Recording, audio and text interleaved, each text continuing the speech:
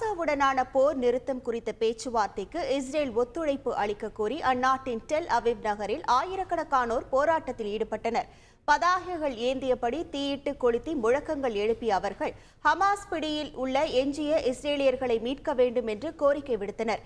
America, Qatar, எகிப்து நாடுகளின் முயற்சியால் தோஹாவில் அடுத்த வாரம் மீண்டும் காசா போர் நிறுத்தம் தொடர்பான பேச்சுவார்த்தை நடைபெறவுள்ளது. இதனை தடுக்கும் வகையில் இஸ்ரேல் நிபந்தனைகள் விதிப்பதாக ஹமாஸ் குற்றம் சாட்டியுள்ளது. இந்த பேச்சுவார்த்தையில் உடன்பாடு ஏற்படாவிட்டால் இஸ்ரேலில் அரசுக்கு எதிரான எதிர்ப்புகள் வலுக்கும் என்று போராட்டத்தில் ஈடுபட்டவர்கள் எச்சரித்தனர்.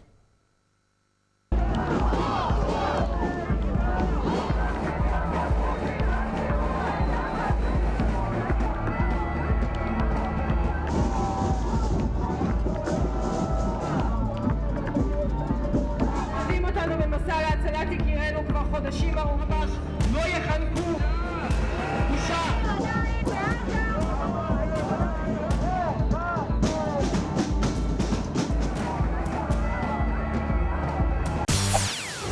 செய்திகளை உடனுக்குடன் தெரிந்து கொள்ள உடனே சப்ஸ்கிரைப் பண்ணுங்க.